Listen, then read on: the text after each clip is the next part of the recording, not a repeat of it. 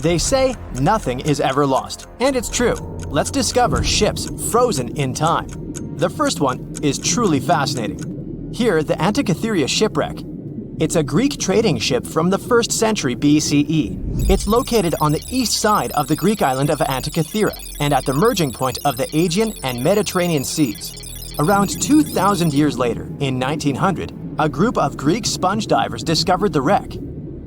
They were going to Tunisia, yet they were forced to find shelter from a storm on a nearby island. Since they couldn't go anywhere due to the storm, they decided to look for sponges until the weather got calmer. One of the divers discovered the shipwreck at depths of around 130 feet. Imagine someone going for a sponge hunt, but getting out to the surface with archaeological treasures. The captain of the sponge boat talked to the Greek officials about what they had found. The officials sent 2 ships to the wreckage. The salvage operation was successful, and discoveries are now in Greece's National Archaeological Museum in Athens. The findings included 3 life-sized marble horses, jewelry, coins, and hundreds of works of art, including a 7-foot-tall Colossus statue of Hercules. Among these treasures, Antikythera ephebe, a bronze statue of a young man, caught more attention. Because the ephebe doesn't comply with any familiar iconographic model, and there are no known copies of his type, he held a spherical object in his hand. Scholars have different theories of who that person could be, but they are not in a consensus yet. More than 70 years later, Jacques-Yves Cousteau and his team went to the area and recovered hundreds more artifacts and the remains of 4 people. Interestingly, they discovered a complex set of interlocking gears, capable of predicting the movement of the sun, moon, and several planets.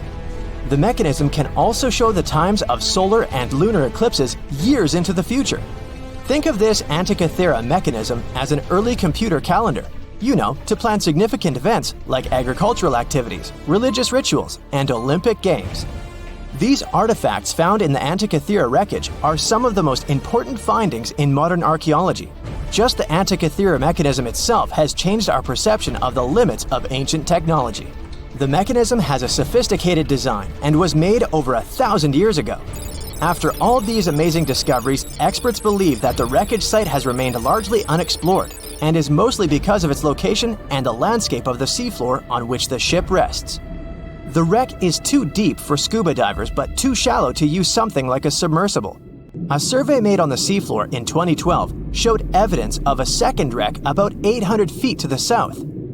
It's clear that this area has a lot to offer humanity. What would happen if those sponge hunters didn't go to the area? Scientists found a shipwreck in Antarctica at the bottom of the Weddell Sea 107 years after it sank.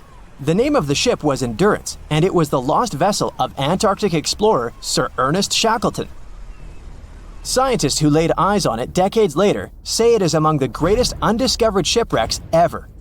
That is why they filmed the whole discovery. The video shows the remains of the Endurance and proves it is still in remarkable condition. It has been sitting in 10,000 feet of water for over a century, yet it looks like it sank very recently.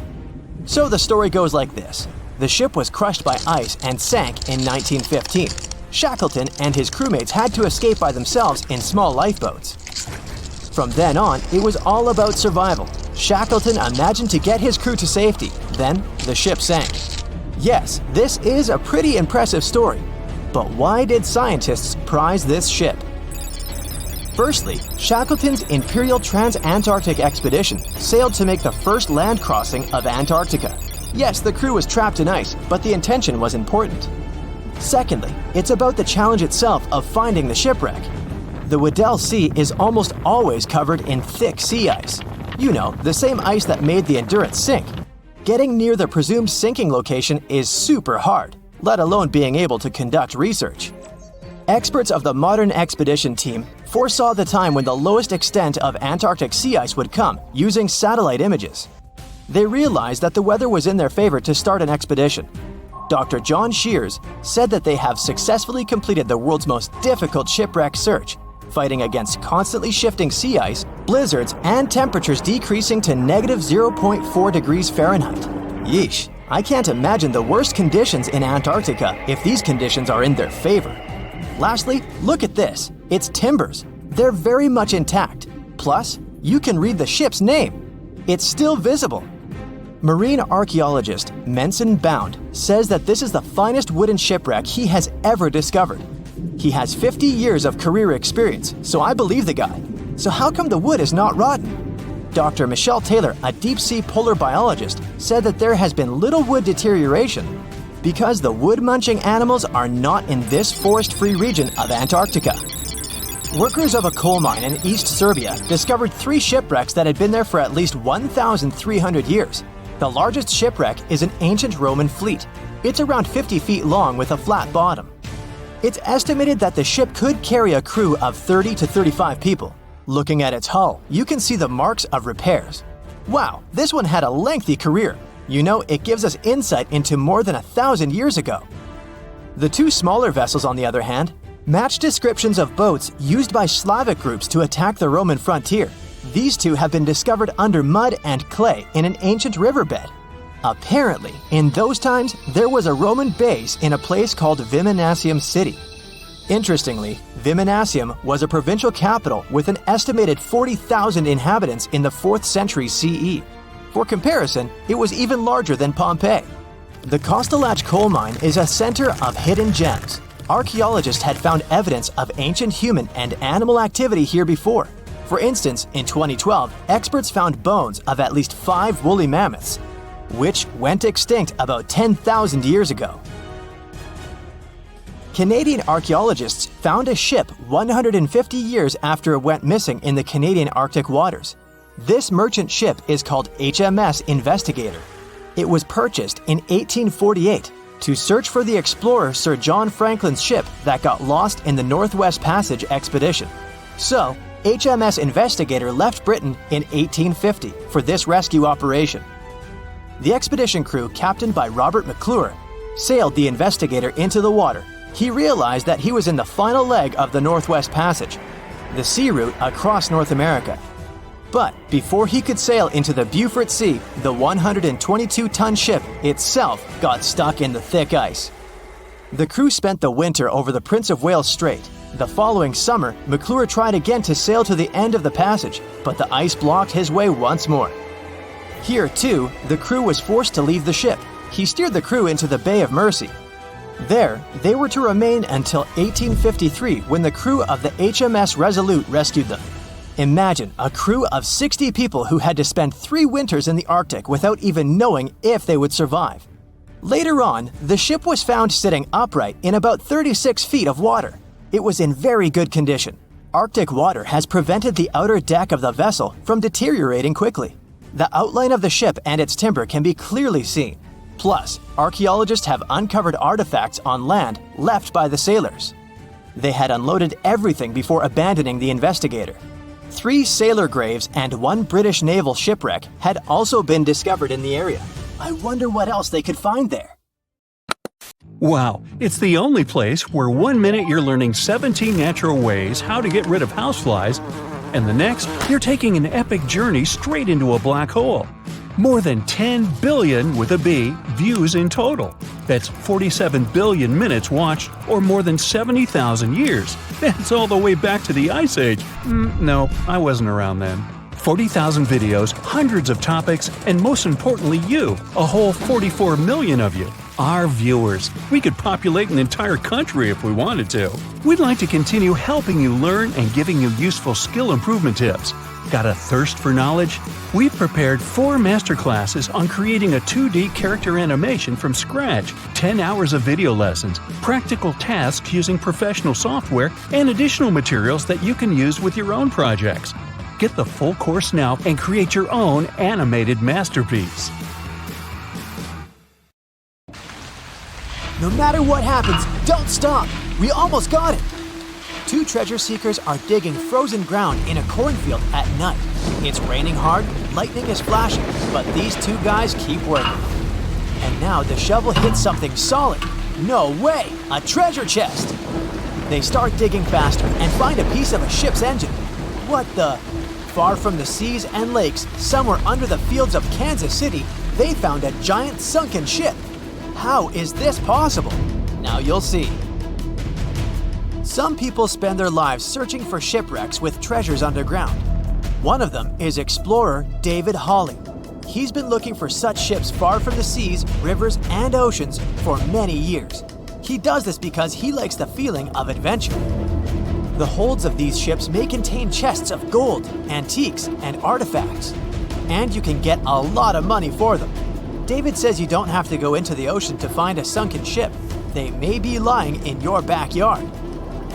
But why do ships end up buried underground among fields, farms, and plains? Let's find out using the example of steamboat Great White Arabia.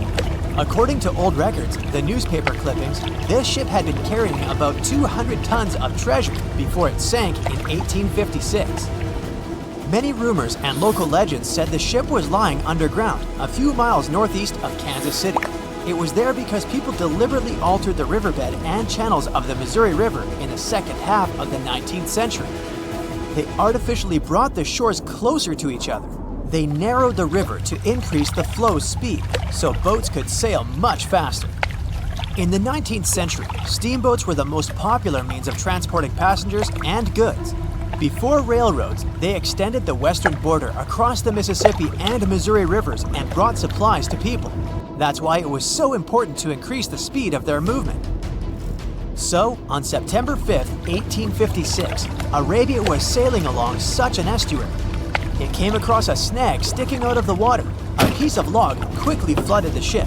Fortunately, all passengers were evacuated. But the steamer and its precious cargo reached the silt bottom of the Missouri River in a few minutes.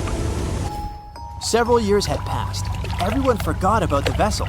During this time, the course of the Missouri River had changed.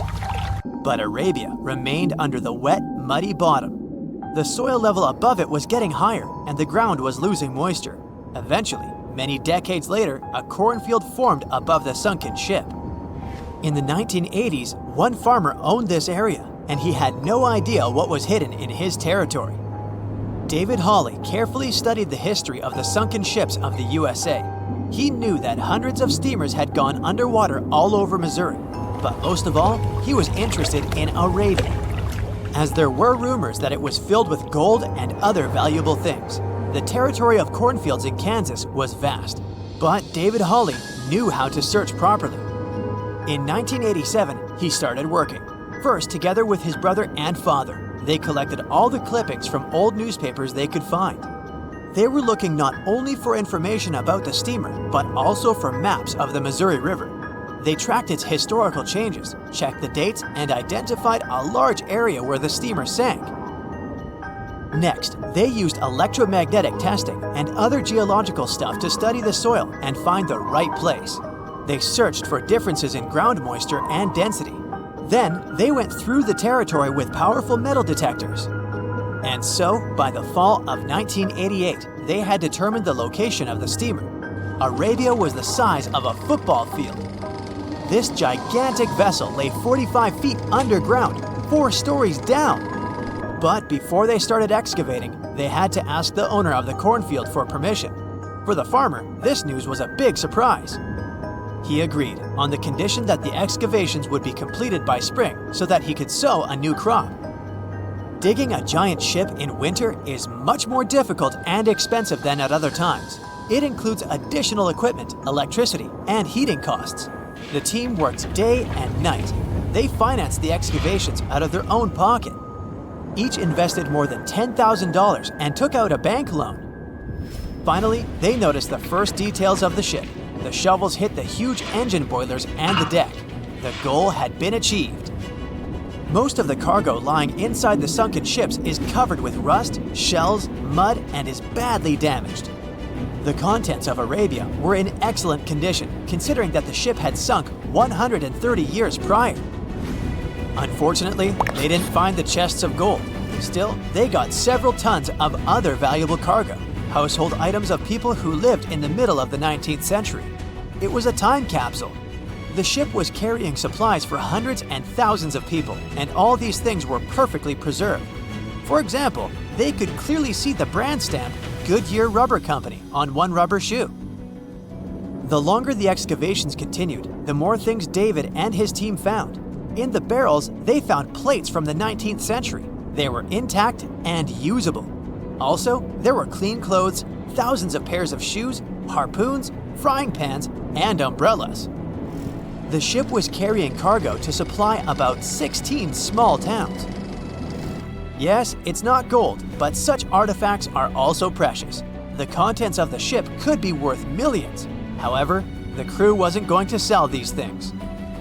They made a museum on the site of a former fruit market in Kansas City. If you go there, you will immediately feel like you're in a department store of the 19th century. There are thousands of items in good condition. Even the matches here are dry enough to light up. It took David many years to present the entire collection from the steamship. He values each of the items and doesn't want to sell them. Anyone can come here, pay for a ticket, and find themselves in the past. Who knows, maybe there's an old ship hidden in your backyard too. Geologists found an older vessel in the hot desert of Namibia in 2008. This ship sailed back in the days when pirates scared sailors on the seas, and now it's inside a dried-up lagoon. The ship sailed from Lisbon in 1533 and disappeared with the crew near a small diamond mining town. After almost 500 years, the hull had been badly damaged. Only the carcass of the ship remained, but the treasure hidden inside the vessel stayed intact. They carefully studied the boat for a long time, trying not to ruin anything. And then, 5 days later, they found a big old chest in the hold. Carefully opening it, they found gold coins there. Thus, the cost of the ship was estimated at about $10 million. The exact cause of the shipwreck is unknown, but experts believe the ship was destroyed by heavy cargo and bad weather. It went to the bottom of a lagoon that later became a desert. Some find an airplane in their backyard, others discover a ship, and one man found a passage to an ancient secret city in his house. This happened in Turkey in 1963. The owners of the building decided to make repairs. He went to his basement and knocked down the wall to turn this place into a living room. And so, behind one wall, he found a tunnel leading underground. The man thought it was some kind of a secret chamber. He went down there and realized it was something much more than that. It was an ancient city 18 floors deep.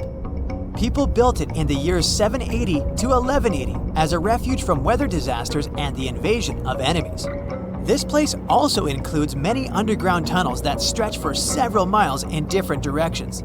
People could get to the town from different points using secret passages leading to these roads. The city can accommodate about 20,000 residents, livestock, and tons of food supplies. Archaeologists have also found a chapel, schools, stables, and public kitchens there.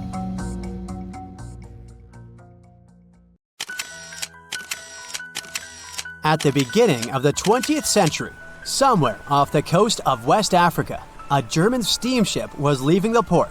Suddenly, the weather got worse, and the vessel entered a thick fog. The sailors ran aground on a sandbank close to the shore. Luckily, no one was hurt, and they were even able to save their precious cargo. But the ship was stuck in the sand for good. And it was not alone there. Nearly the entire length of the western coast of Namibia is called Skeleton Coast. If the name sounds scary, that's because it is. This 976-mile-long beach line is among the most dangerous places on Earth. The local Bushman tribes believe that their supreme deity made this land when it was angry. The Portuguese were the first Europeans to set foot in Namibia in the 15th century. And yep, they didn't like Skeleton Coast either. Portuguese explorers thought this land presented the gates to the underworld. This is the place where the Namib Desert meets the Atlantic Ocean. It might be dangerous, but it's actually beautiful. Plus, it's a UNESCO World Heritage Site. If Skeleton Coast had a PR manager, they would quit on the first day on the job. The area is not exactly tourist-friendly because of its geography and history. Beneath the sand and the waves, there is a secret ocean currently lurking for unsuspecting sailors. It's called Benguela Current. It flows towards the north along the coast of southern Africa. This part of the Atlantic is rich in marine life, but the current's land neighbor isn't that happy with the deal. This arid climate created the Namib Desert, one of the driest regions on Earth. And that marine life I just mentioned? It's sharks. 11 species of them to be exact. And yes, the great white decides to pop by once in a while. So far, we've got a desert landscape, strong currents, and sharks. Not a place for a beachside resort, definitely. But if someone ends up on Skeleton Coast, will they know they're in danger? Don't worry, they will. The beach is littered with wrecks of all sizes and shapes.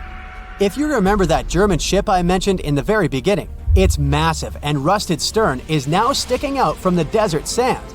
There are some 500 wrecks in total scattered along the coast, and it's a mixed crowd, from Portuguese galleons centuries old to ships that ran ashore here in the 21st century.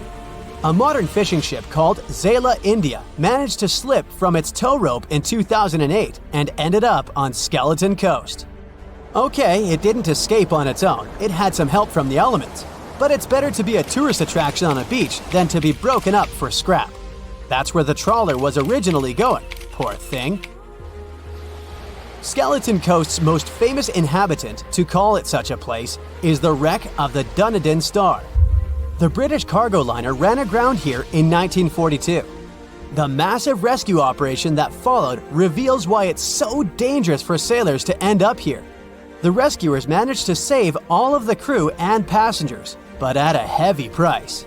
An aircraft and a tugboat were lost in the process. It took the last of the rescuers a full 2 months to return home to Cape Town. Why, you might wonder? One look at the map of the region reveals the reason. It's an endless sea of yellow, which is the sand. There are so few roads here, so Skeleton Coast is hard to reach by land. There are also legal obstacles. You need a special permit to drive into the area. But the skeletons in the name of the area don't only refer to ships, they also stand for animal bones. Most of these belong to whales and seals. Many animals have adapted to the area, so lions and hyenas roam the coastline in search of a meal. Yeah, now there are hungry lions as well, as if those sharks weren't enough. Other animals with a temporary residence on Skeleton Coast include elephants, cheetahs, leopards, and giraffes. In 1971, the Namibian authorities established a national park here, but except for surfers, after an adrenaline rush, they don't get many visitors. You can understand why. The Namib Desert is the oldest desert in the world, and it's not very tourist-friendly either. Those who travel to the region should pack sunscreen and a warm winter jacket. A weird combo, right? Well, not so much when you think that during the day, temperatures soar over 110 degrees Fahrenheit. At night, the air temperature drops below freezing. What a climate roller coaster! And that's not the final danger. Yep, there's more. Remember how that German ship got lost in thick fog? Yeah, it wasn't a one-off event. Because of the region's climate, fog shows up frequently. Sailors should cover their ears now, but this fog is actually good for wildlife. This is their only source of water in the Namib Desert. Reptiles and mammals have adapted to the harsh climate. They use as little water as possible. Shifting sands, thick fog, strong currents, lions, and sharks. Not the stuff you would put in a tourist booklet, but Skeleton Coast isn't the only beach on Earth you wouldn't want to spend your vacation on. I will take you to Cape Tribulation in Australia. The area covers some 48 square miles in the northwestern part of the continent. And no, the area is not as dry as Skeleton Coast. It's part of the Daintree rainforest. You could say that here, it is the rainforest, not the desert that meets the ocean. The beach at Cape Tribulation is straight from a postcard. But looks can be deceiving. Australia? Probably sharks. No, crocodiles are out here to get you if you decide to go for a dip in the sea. There are saltwater crocodiles that the locals call salties. Well, that's a cute nickname for such a dangerous reptile. And it's not just them. The wildlife seems to have a beef with visitors. From October to June, the waters around Cape Tribulation are full of box jellyfish. Their venom affects the human cardiovascular system. When touched by a jellyfish out at sea, swimmers won't have enough time to reach land for help. Vinegar helps neutralize the sting, so you might want to keep a spare bottle in your luggage. Crocodiles and jellyfish sound dangerous, but there's one more animal you should look after. It's the wild boar. It might sound funny, but you won't laugh when you're being chased by one of these across the beach. 21 million wild boars live in Australia.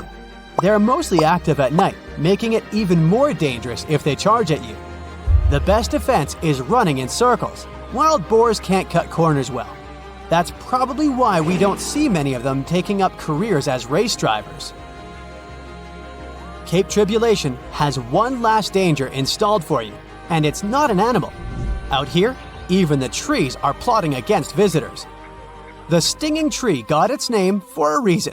If you try to pick one of its beautiful red berries, it'll fight back. Its prickles are like tiny glass shards. The less than pleasant effect on your skin will last for a month.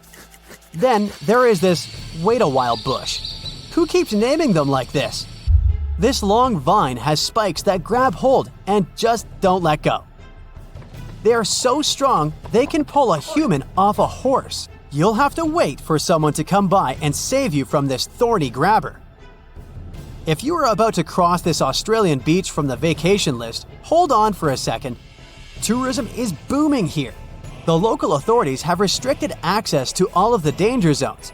Visitors go swimming in dreamy water holes that are surrounded by lush vegetation. There are even ropes to swing from. Now, that's a beach you can finally relax on. If I asked you to name the most famous shipwreck of all time, you'd go with the Titanic, right? The Atlantic Ocean, the hope for new life, heartbreaking love stories.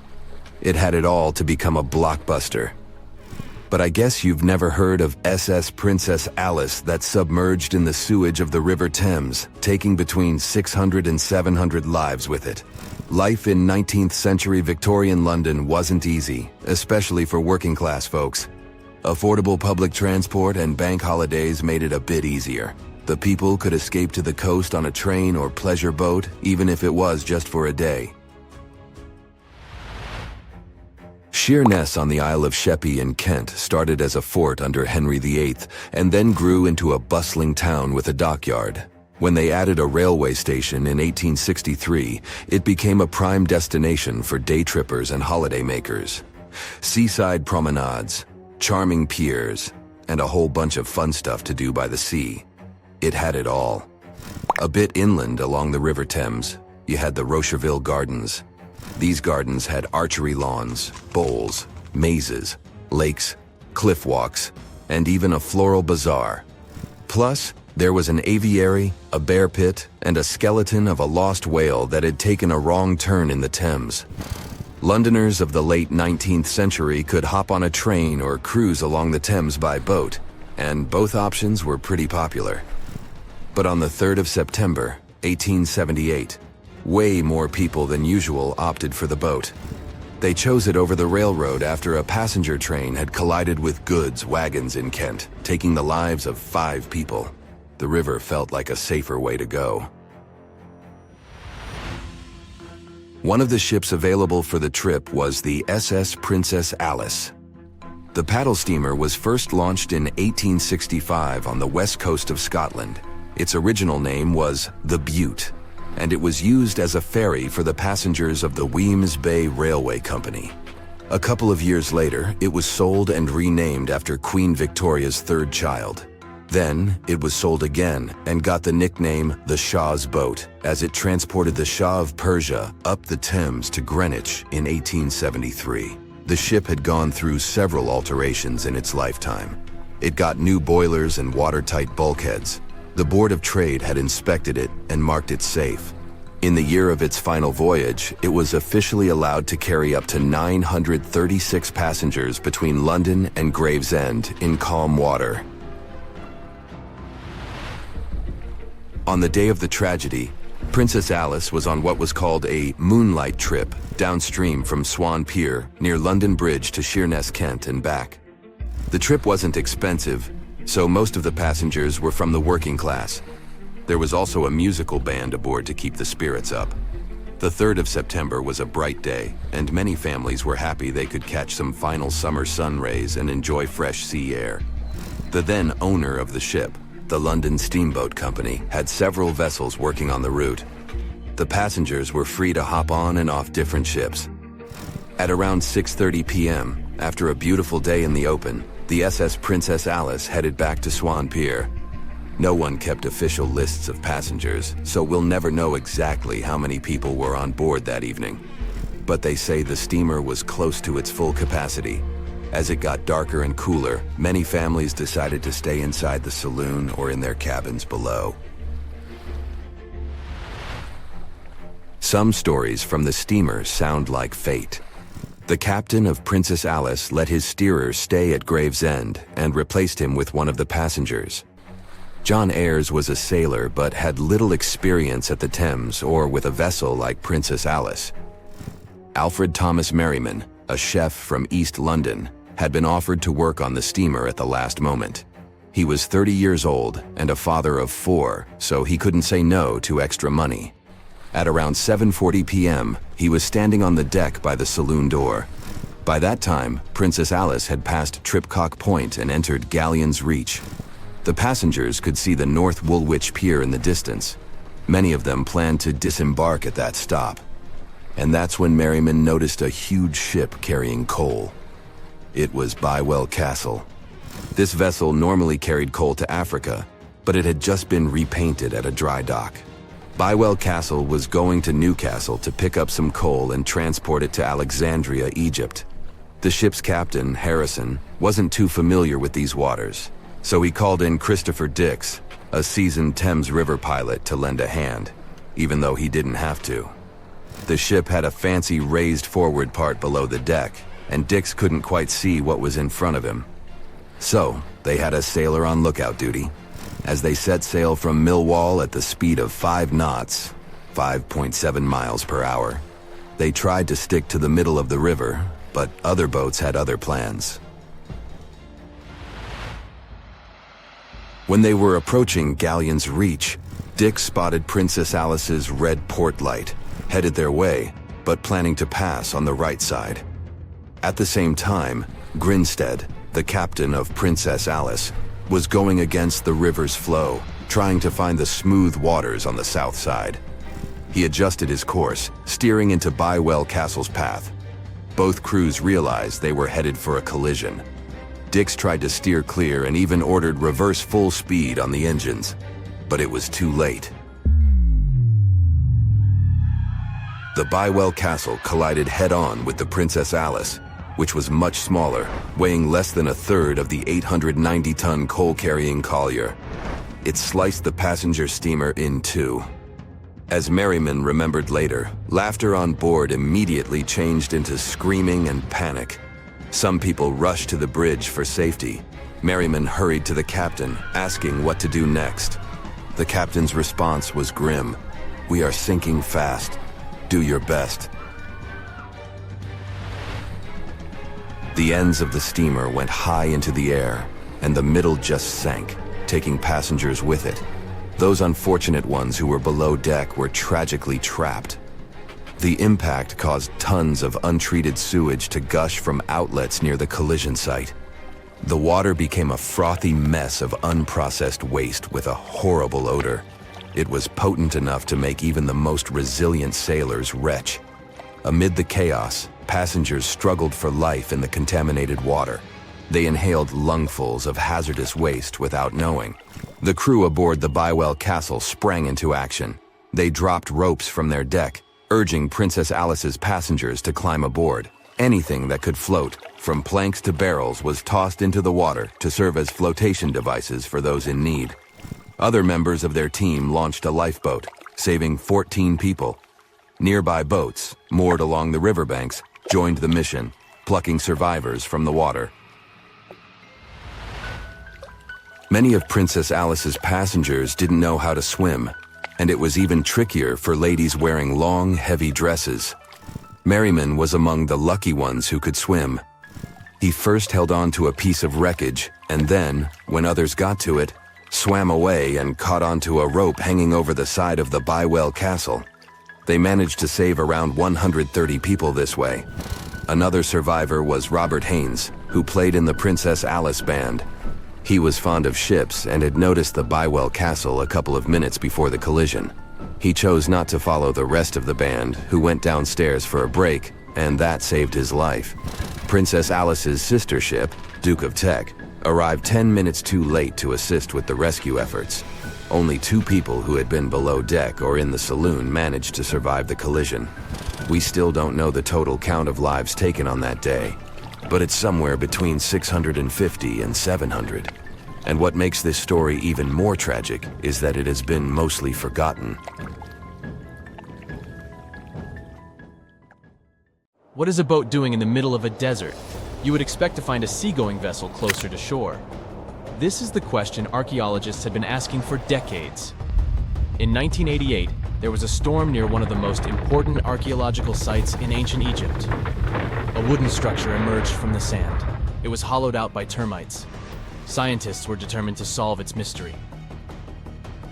In 2000, they began excavating the site near Abydos, Abydos. An American team of experts soon discovered a boat that was 70 feet long, and it wasn't alone. In total, there were 14 boats neatly resting next to each other. It was impossible to completely dig out the boats because of their poor condition.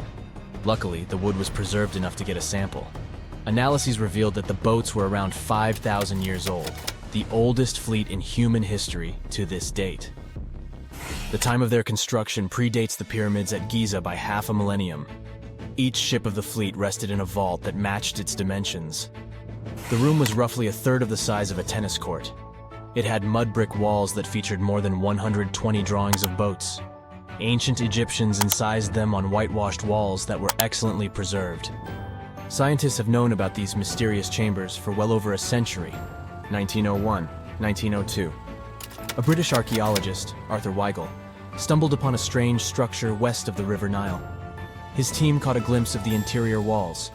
Sadly, a section of the roof collapsed, so they had to call off further exploration. Researchers abandoned the site, but its location remained on the maps. The boat's position first led scientists to think that they rested on a bank of the mighty Nile. But there was a problem with this theory. Today, the river flows almost 7 miles west of Abydos. Further studies of the surrounding terrain showed the Nile didn't change its course throughout history. Also, if the boats floated near a dock, they would be in unstable positions. The 14 vessels at Abydos were perfectly parallel to each other. There was only one conclusion possible. Someone had deliberately placed them like that. They must have gone through a lot of effort. Each boat had enough room for up to 30 rowers. These vessels could really float. They weren't models, but scholars still don't know if they actually sailed any body of water in ancient Egypt. This doesn't diminish the importance of the find. Previously, archaeologists found only small-scale models. In King Tut's tomb alone, there were 35 boat models. For a long time, these figurines were the only clues as to how ancient Egyptian vessels looked like. The boat's design confirms that they were the real deal. They are the earliest surviving examples of something called built boats. Ancient people constructed primitive vessels by hollowing out large tree trunks. The alternative was reed that was tied together to form a raft. The boats at Abydos had planks tied together. This was a major breakthrough in shipbuilding. During their lifetime, the boats must have seemed impressive. Timber was a valuable commodity at the time. There was no wood in the desert. Cedar had to be imported from Lebanon. The only person who could afford such luxury was the pharaoh. Studying the area around the ancient fleet provided more answers. Scientists discovered a mud brick structure where Egyptians worshipped the pharaoh. Its approximate date of construction matches that of the wooden boats. The same bricks out of which this building was made were used to encase the fleet. At the time of their construction, the rooms they were stored in had a ceiling. That's the section that archaeologists stumbled upon in the early 20th century. Just like mummies and coffins, these marvelous ships rested inside splendid vaults. The exterior of these rooms was also impressive. The outer walls originally had a plaster of white limestone. It reflected sunlight. In the desert sun, the structure housing the boats must have shone from miles away. Ancient Egyptian builders used the same technique to cover the pyramids 500 years later. Today, their surface looks jagged, but it wasn't always like this. When they were constructed, the pyramids had a top layer of fine white limestone. Their surface was smooth and it gleamed in the sunlight. Instead of stairs, the outer layer of the pyramids was more of a sleek ramp. Archaeologists were left with one final question. Which pharaoh owned the fleet? The answer lay just a mile from the site. This is where the tomb of a pharaoh from the 5th dynasty rested, King Senwosret III. Its time and style of construction matched the ones of the chambers with boats. The very end of his rule might explain how the boats ended up in the middle of the desert. The pharaoh probably passed away in northern Egypt. Then his body was transported down the Nile to Abydos in a marvelous procession of decorated boats. The vessels were later lowered to chambers near the final resting place of their owner. This had a symbolic meaning. In the ancient Egyptians' belief system, ships played a key role. Their supreme deity was Ra. He traveled through the sky during the day in the form of the sun. At nighttime, he sailed through the netherworld in a solar boat. The pharaoh identified himself with Ra. That's why he needed boats in the afterlife. That was the only way to regenerate himself. Just as the sun rises every day above the horizon. This belief existed for thousands of years. The more famous Pharaoh Khufu also had a ship. Scientists found it in 1954 next to his pyramid at Giza. It is some 4 centuries younger than the fleet at Abydos. But Khufu's ship was almost 2 times longer. The Great Pyramid of Giza and King Tut's tomb are some of the most famous archaeological finds in Egypt. But there are many more secrets hiding beneath the endless sands of the Sahara Desert. Recently, 2020, archaeologists found a lost city there. They have labeled it as the most important discovery since King Tut's tomb, 1922. The city of Aten is some 3,000 years old. Historians hope it will give them a unique insight into the everyday life of ancient Egyptians. The famous archaeologist and Egyptologist Zahi Hawass proclaimed the site a lost golden city. Aten sits some 300 miles south of Egypt's capital, Cairo. It is close to the famous Valley of the Kings. Archaeologists first found sections of mud brick walls that spread out in all directions. They discovered complete rooms with tools of everyday life inside. The research team unearthed a bakery, a residential neighborhood, and an administrative district.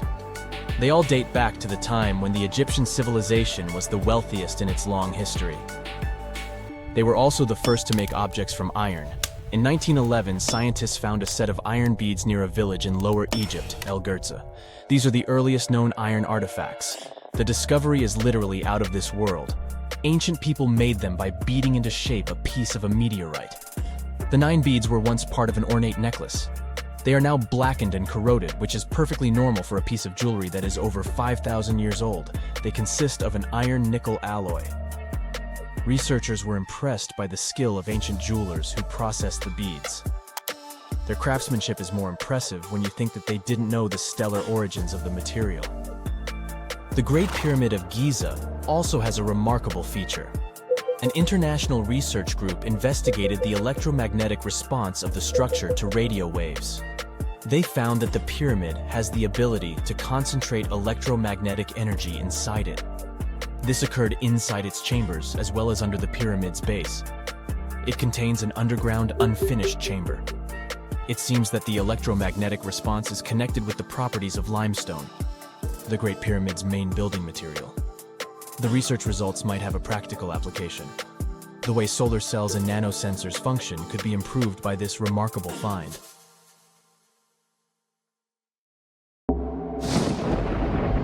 There's a ship drifting somewhere in the ocean without a crew. The last time someone saw it was over 50 years ago.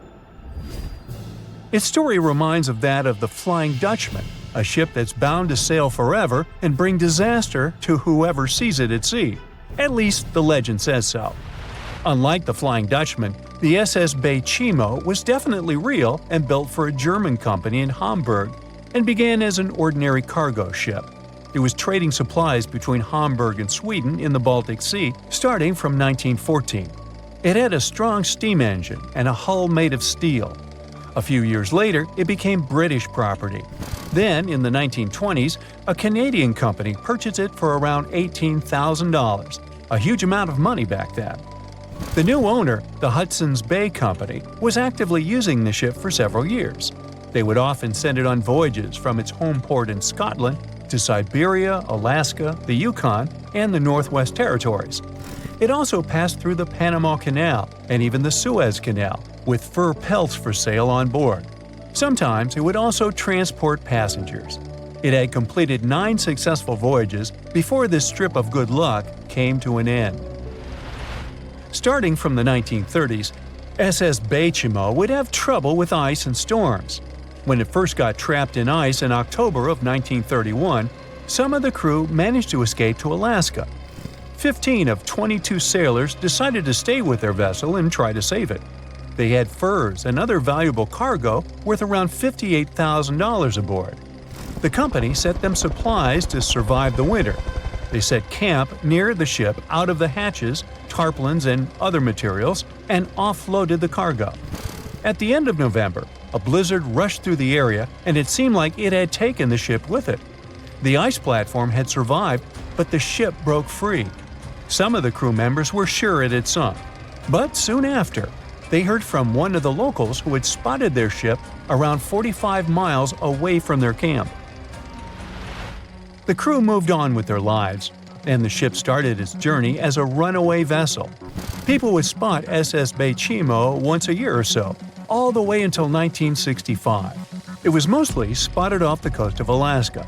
A man going to Nome with his sled dog, along with prospectors, explorers, and treasure hunters, all claimed to have seen SS Baychimo. Someone tried to board it and take it to port, but ended up stranded on it for days because of horrible weather. Others got luckier and managed to take a whaleboat, some furniture, and other valuables from the vessel. Those who got close to the ship saw that it was damaged and missing the propeller. Still, it stayed afloat without a crew for at least 38 years and became the longest sailing ghost ship in history. In 2006, the Alaskan authorities started a project to solve the mystery of this ghost ship of the Arctic and finally find SS Baychimo, either still above or below the water. So far, the project has not been a success. SS Baychimo remains one of the estimated 4,000 ships that have disappeared off Alaskan shores. If the legend of the 17th century isn't lying, this ghost ship could be sailing somewhere along the Flying Dutchman. It belonged to the Dutch East India Company. Its captain managed to do the impossible for that time and sailed from Holland to Indonesia in only 3 months. They said he was flying over the sea, and some evil tongues explained that he had made a deal with evil forces to achieve that. Once the ship was sailing back home, its captain and crew disappeared without a trace. There are many versions of what happened to it.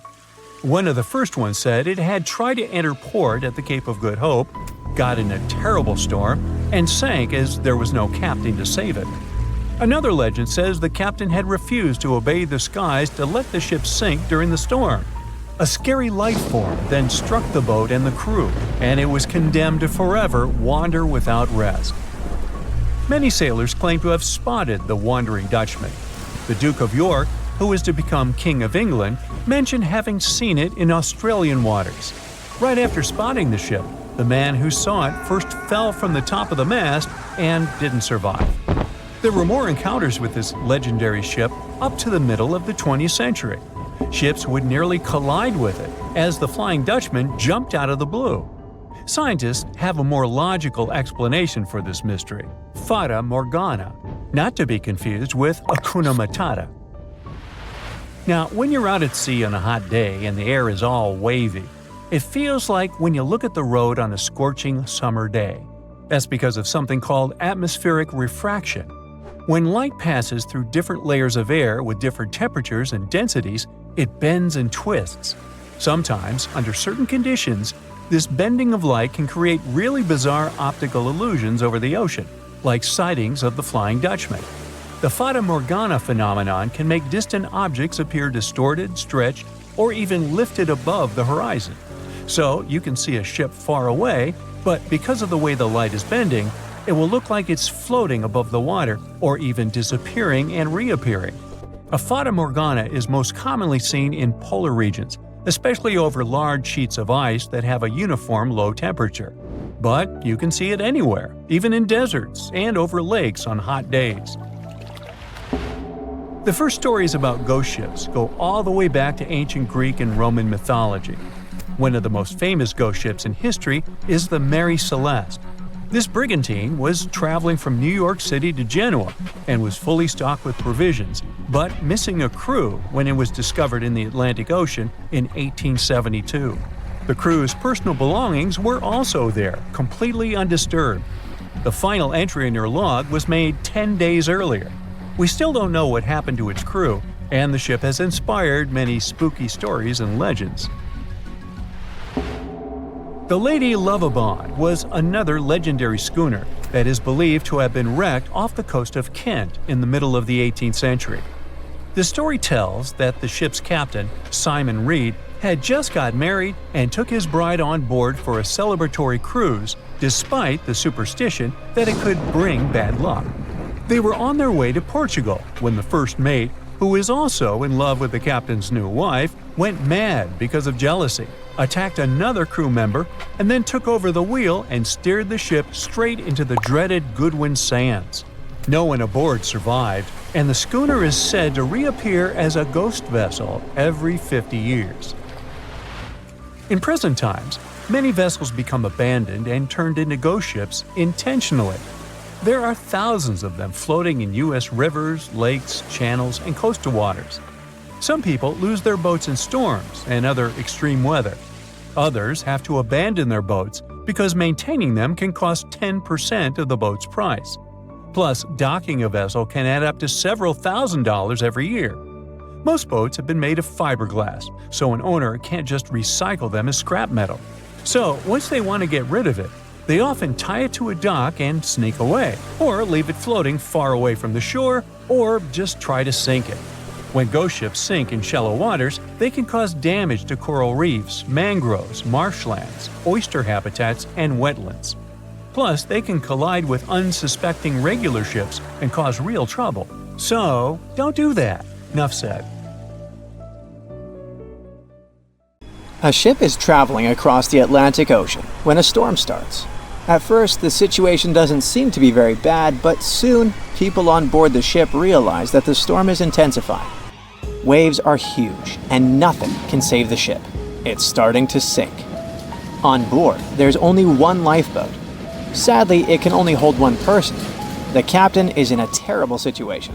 He needs to decide which passenger can be given a chance to survive.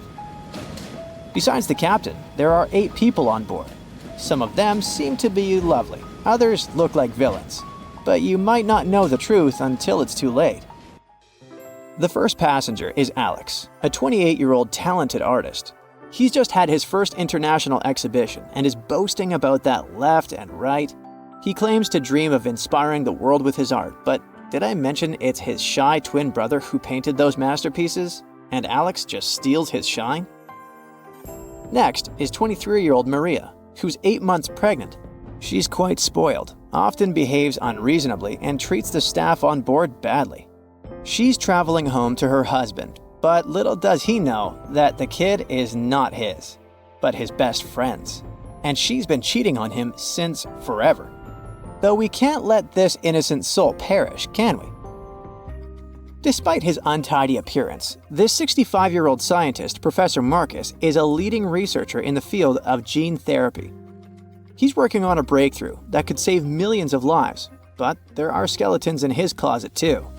It's been 15 years since anyone saw his wife, Judith. Does Marcus's scientific progress have something to do with the mysterious disappearance of his wife? Dr. Anna is 34 years old. She's a surgeon who's saved hundreds of lives during natural disasters. She succeeded as a doctor, but failed as a parent. Her 3 daughters live with their dad and don't want to hear anything about their mother. 78-year-old Teresa is a widow whose family gave up on her because of her bad temper. She's traveling for the last time in her life to visit her late husband's grave. A little boy, Mark, is just 7 years old, but his unruly character has caused a lot of arguments between the other passengers. He's traveling alone since his parents are supposed to meet him on the shore. This brat's parents are too busy working, so he gets more and more uncontrollable. Who knows what he'll be capable of doing in 10 years or so? A robot android, Alpha 3, is also on board the ship. It has an artificial intelligence created to assist in expeditions. It can also control the ship in emergency cases.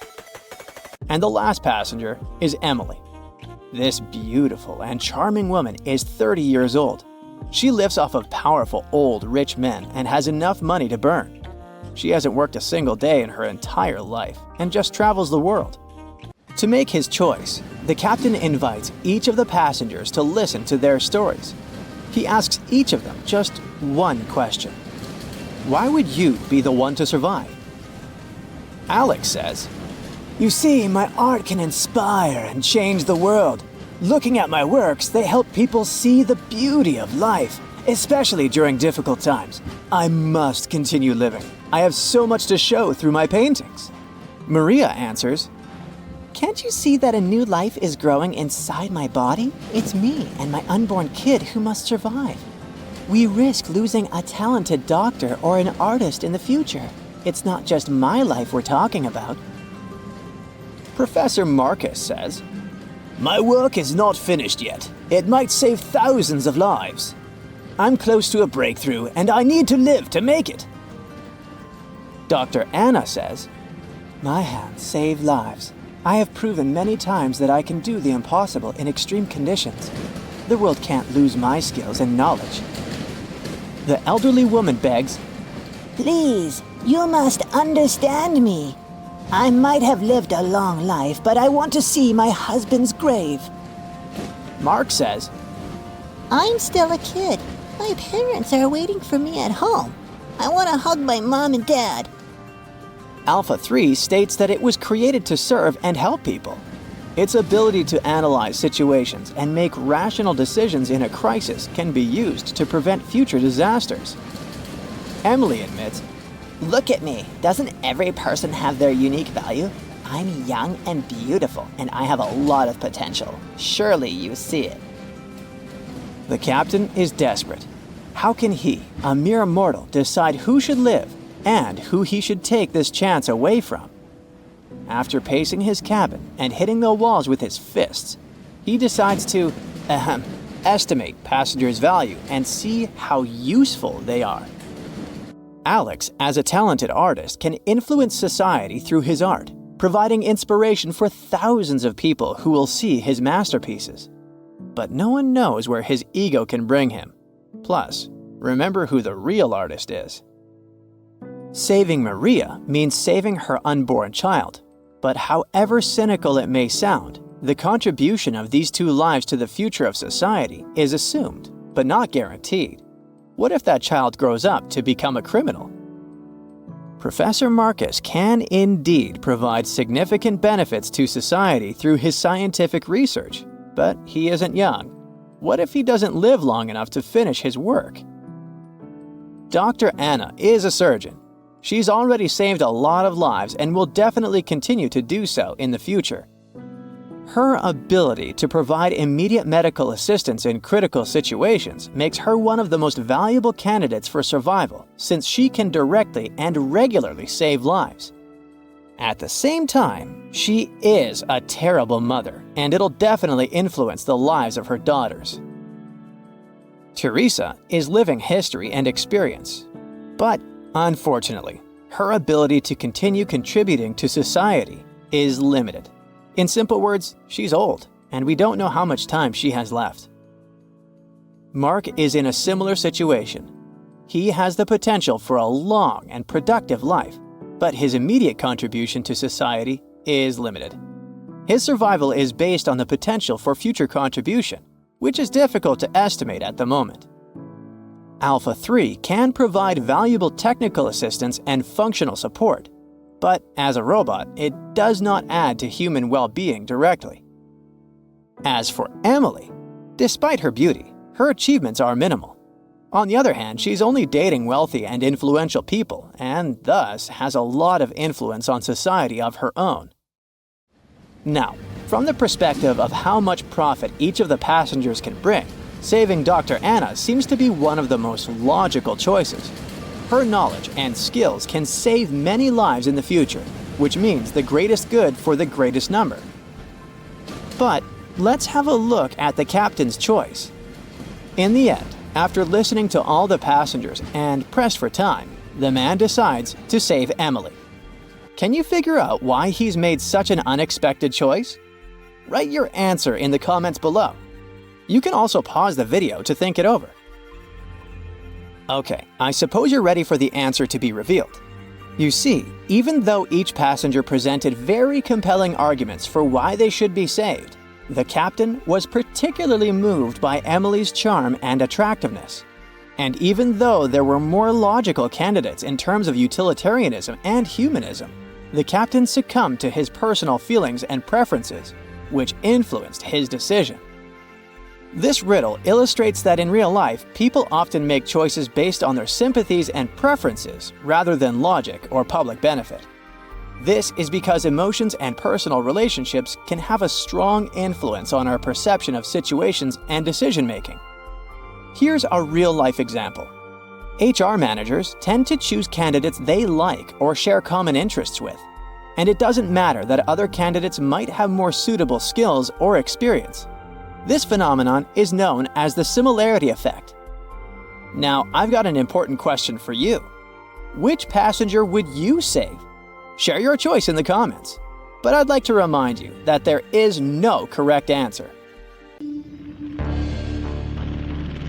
In 1945, 5 TBF Avenger aircraft took flight for a routine training exercise around the Bermuda Triangle. In the middle of the exercise, the planes were struck by intense rain and heavy winds, despite the clear weather forecast. The pilots became extremely disoriented and radioed the base to report that their navigational equipment had stopped working. The last thing the base heard was, "When the first plane drops below 10 gallons, we'll all go down together," and then static. The 5 planes and their 14 crew members were never seen or heard from again.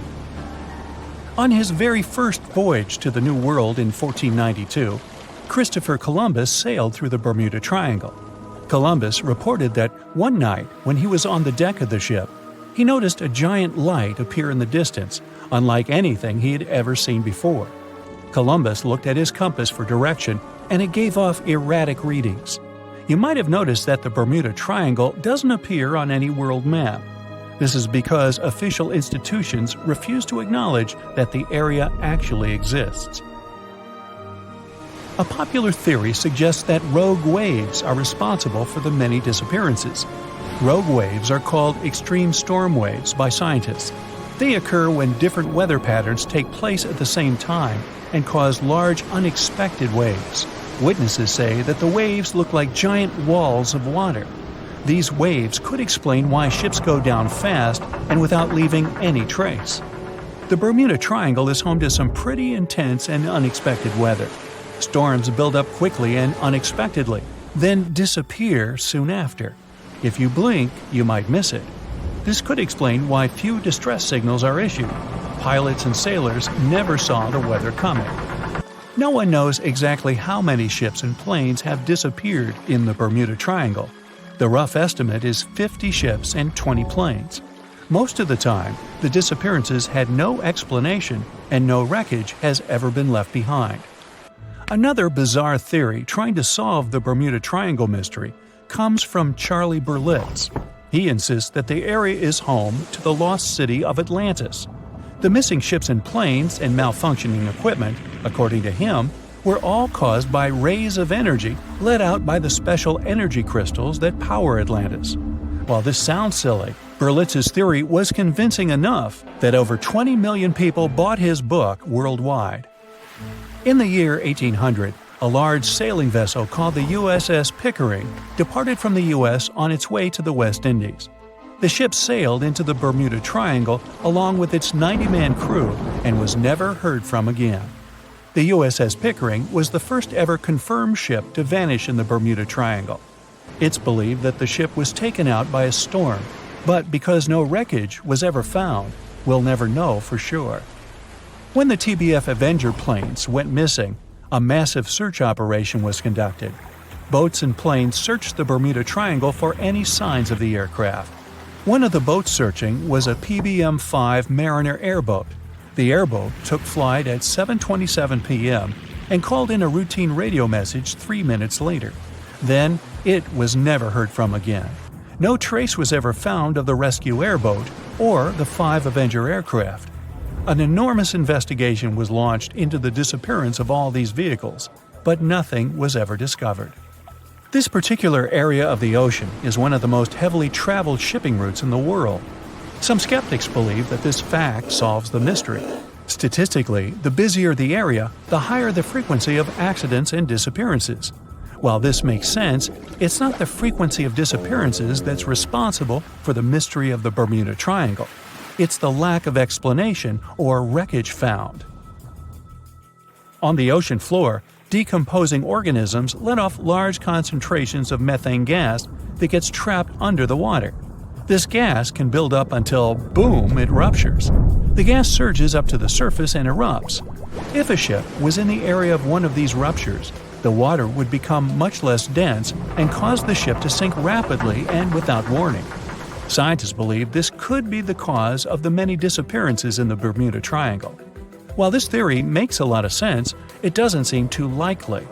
The U.S. Geological Survey has stated that no large releases of gas are believed to have occurred in this area for the past 15,000 years. The ocean floor is made of rocks containing a lot of magnetite. It's more like iron. Magnetic fields react to high concentrations of magnetite on the ocean floor, which may start a sort of conflict between the two. It can often lead to various weather anomalies and, as a result, navigation issues. And, naturally, any changes in the ocean floor or the Earth's magnetic fields influence the Bermuda Triangle a lot. Since the magnetic field is constantly moving, it might be also taking the Bermuda Triangle with it. Now that people know where the triangle is, it's easy to avoid it. It supposedly moves eastward together with the magnetic poles. But scientists still can't answer where exactly it will be in a couple of years. Some people blame all the disasters on the extraterrestrial paranormal activity. Others suppose it's all about raging natural phenomena. There's another triangle in Lake Michigan. Just like the one near Bermuda, the Michigan Triangle got its shady reputation for some disappearances. The first recorded one dates back to 1679. A large vessel, one of the largest of that time, set out on an expedition. Yet, once it got in the sinister triangle, it never came back. Much later, an aircraft disappeared in this triangle. The skies are usually very clear there, but back in 1883, some people witnessed abnormal things in the area. Some claim to have seen large blocks of ice falling from the skies, and the crew even managed to save one as hard proof. Meanwhile, the Pacific Ocean mystery area is another sinister triangle. Off the south coast of Japan, not far away from Tokyo, there's a sea where plenty of ships met their doom, disappearing without a trace in these waters. They call it the Devil's Triangle. Some scientists believe the cause of anomalies is the environmental changes. Also, there's a really high concentration of methane hydrates on the bottom of the ocean in the Pacific Triangle area. You're deviating from your original course and sailing in the wrong direction. There's the Caribbean Sea near the triangle, peppered with small islands. The seafloor here isn't deep. The ship can get in shallow waters. And now the ship is stuck on a shoal, and you have no idea where you are. If this were the 21st century, the ship's captain would be able to reach the shore using GPS and other modern navigation. But the most interesting thing is that the compass would work correctly this time, since the magnetic North Pole hasn't already coincided with the true one for a long time in the territory of the Bermuda Triangle. The agonic line is somewhere far away from here. There are no problems with navigation now, but for some reason, this is where ships disappear. In fact, not just here. Throughout the Atlantic Ocean, there are places where many more ships were gone. The Bermuda Triangle is not even in the top 10 of such places. One of the main reasons why many ships are lost here is that one of the most popular shipping routes in the Atlantic passes through the Bermuda Triangle. And the more ships in one place, the more shipwrecks. Simple probability. Then, it just starts getting weird. Other theories say that there's a space-time rift in this region. Ships and planes fall into this rift and end up in the past or the future. But for some reason, there's not a single proof of this myth. There's no reason to think that the rift is hidden somewhere here. The base of an extraterrestrial civilization is located in the Bermuda Triangle. Visitors from other galaxies steal sea vessels along with the crew, so no one finds the wreckage of the ships. This is also a popular myth that has no scientific justification. The Kraken lives somewhere in the triangle. It's a huge squid that sinks ships and also is a legend that sailors tell each other.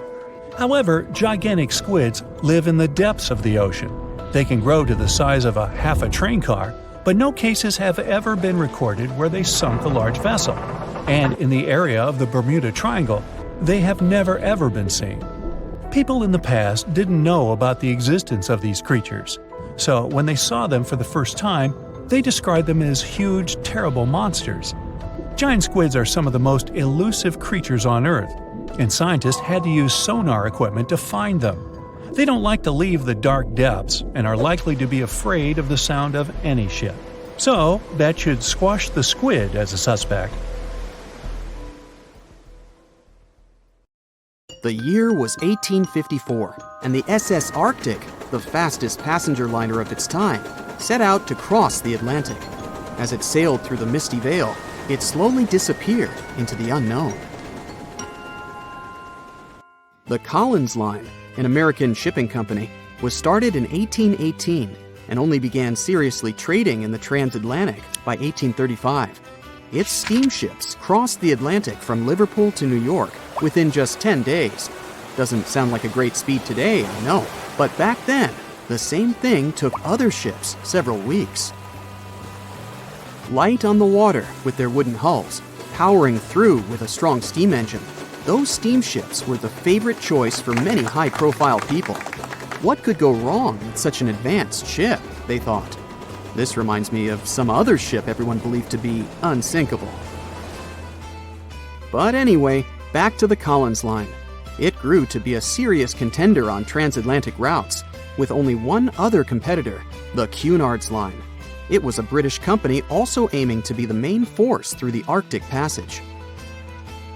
In 1835, the company received a new ship that traveled to Liverpool and came back to New York with the largest cargo ever at that time.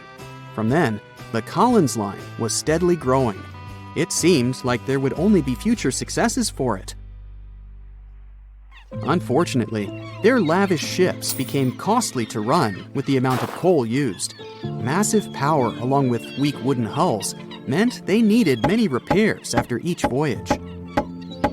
So, every trip ended up being expensive.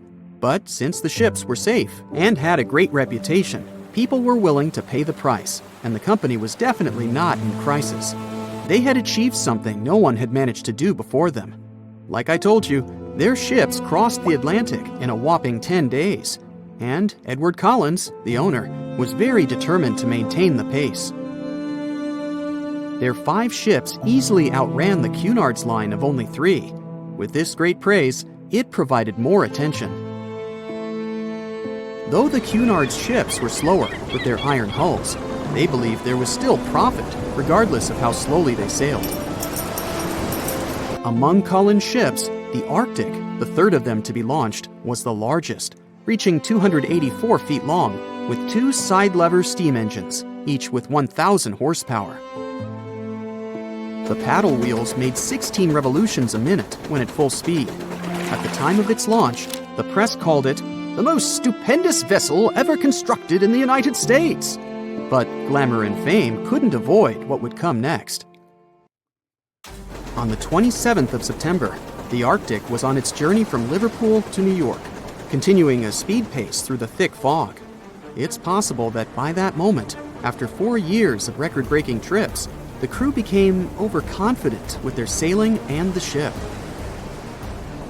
Going only 50 miles from Newfoundland, they carelessly continued through the fog with no radio contact, sonar, or any other form of identifying objects, equipped only with Morse code. A smaller ship, the SS Vesta, which operated as a fishing vessel, often worked around Newfoundland. It was passing through the same path as the Arctic and crashed into its side. Shocked by the collision, the captain of the Arctic offered help to the much smaller Vesta. but it was soon clear that the damage that seemed minor on the Arctic was far worse. Beneath the waterline, a hole was letting water into the hull. The cost of the much faster wooden hull now seemed less valuable. They steered toward land, trying to plug the holes, but they weren't doing so well, and the seawater continued to pour in, filling up higher and pushing the ship down. And finally, once the engine room was full, it put out the boilers, taking away the massive power the Arctic was once legendary for. They moved slowly until coming to a complete stop. The ship continued to sink, and the order was to abandon it. At the time, maritime law allowed for the Arctic to carry only 6 lifeboats, only capable of saving 180 people. The crew and some of the passengers managed to push their way aboard and took most of the seats on those boats. Things were pretty wild, and everyone forgot about their manners, not letting the ladies and the youngest ones board first.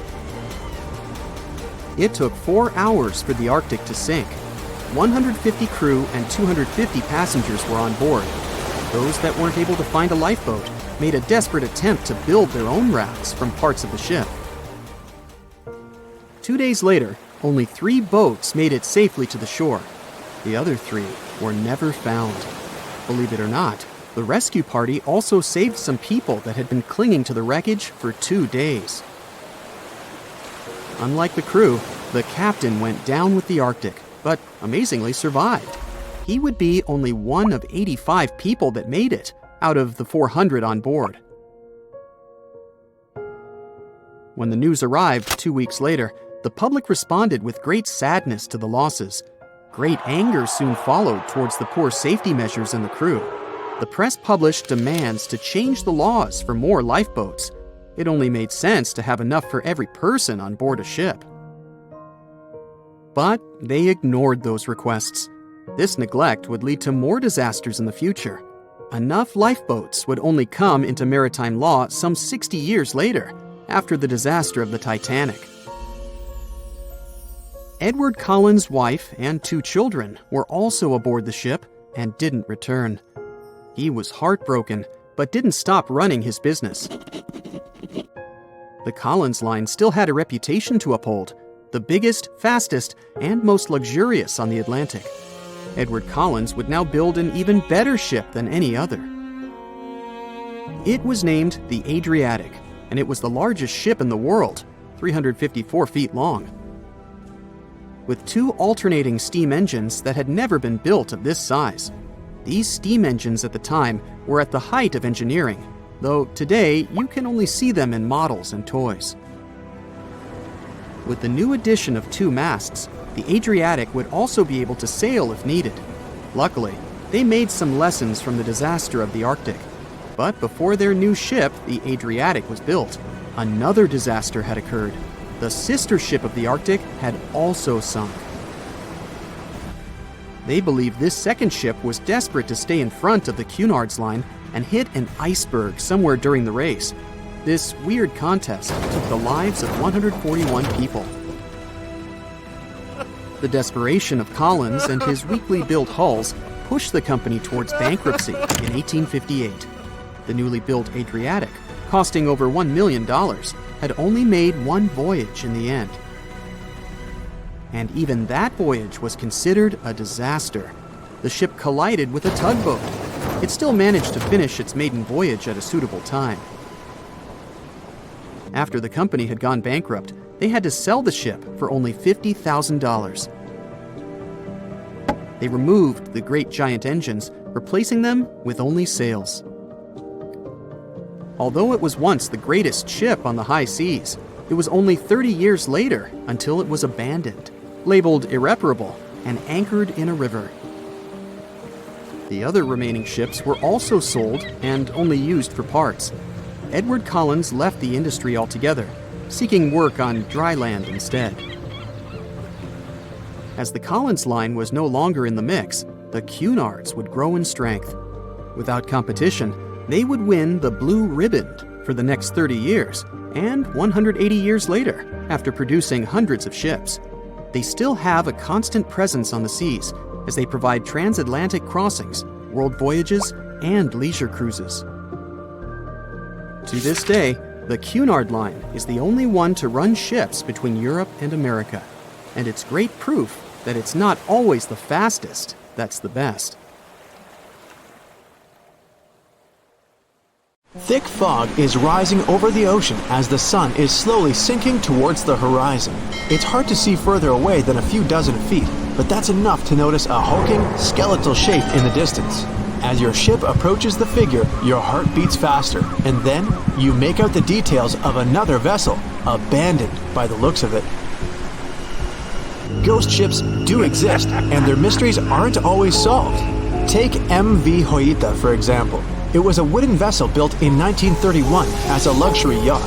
It had served well to various people over 20 years before it was bought by a Samoan sailor and became a merchant ship. In 1955, though, Hoita's service came to an abrupt and mysterious end. On October 3rd, it set sail for another trading voyage that should have taken no more than 48 hours. Delays happen in the sea, so when Hoita didn't arrive on October 5th as scheduled, there was little worry yet. But then it failed to come on the following day too. There was no distress signal or any other sign of Hoita's presence anywhere between its departure and arrival points. A search and rescue party was dispatched to find the ship, and for 6 days, they were scouting the area of nearly 100,000 square miles. On October 12th, the mission returned to the base empty-handed. Hoita vanished without a trace. It was only a month later that another merchant ship, Tuvalu, noticed the missing vessel far away from its route, drifting in the open sea and listing heavily. The sailors boarded the ship and found that all of its crew and passengers, 25 people total, were missing, along with all the cargo the vessel had been carrying. The radio was tuned to the International Distress Channel, meaning that the crew had been trying to ask for help, but they couldn't reach anyone because the radio cable had been damaged, limiting the range to 2 miles.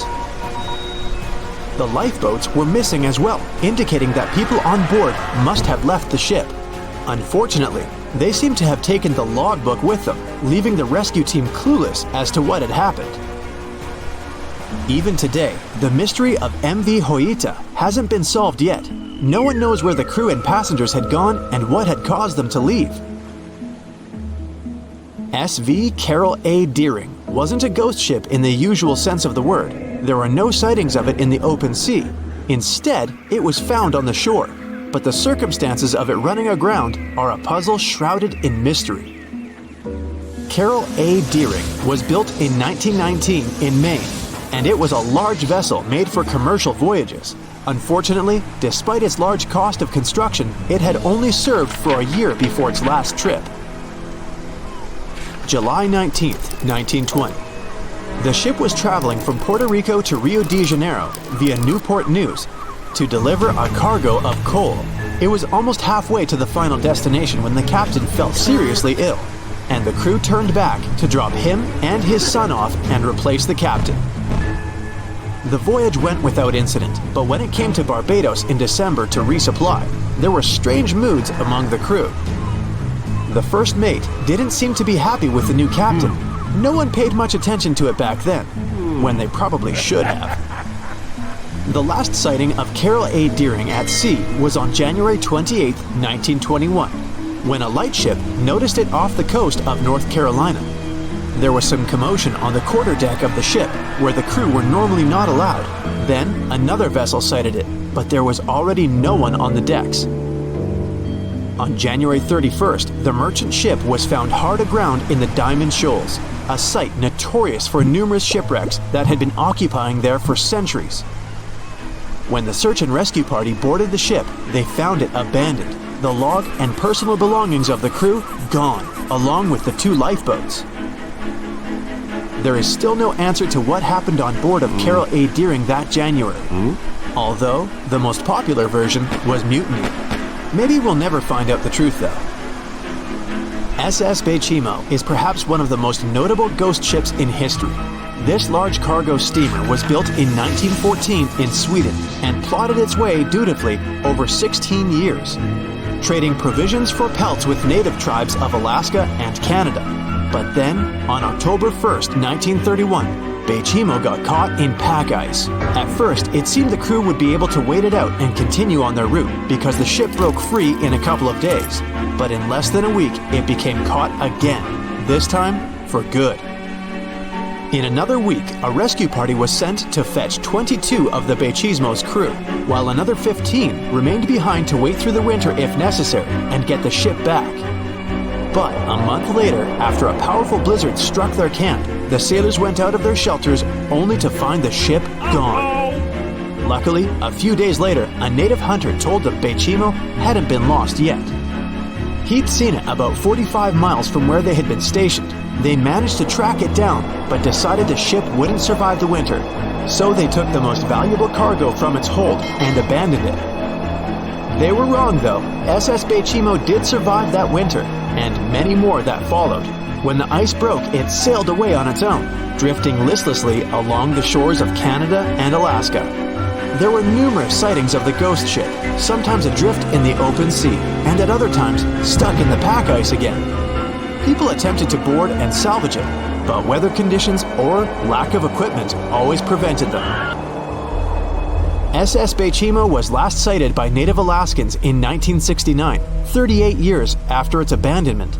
What became of it later remains unknown. The story of SS Orang Medan is one of the most puzzling and harrowing ghost ship stories of the 20th century. No one even knows for sure if the ship even existed in the first place. It wasn't recorded in Lloyd's Shipping, the International Register of Ships, which makes it either a tall tale or a vessel that avoided being officially recognized for some shady reasons. In any case, the accounts as to what happened to the Medan vary. According to most reports, it was carrying some unknown cargo in the Indonesian waters when a distress call was received by another ship in the vicinity. The officer on duty heard an SOS message, but its contents are different depending on the accounts.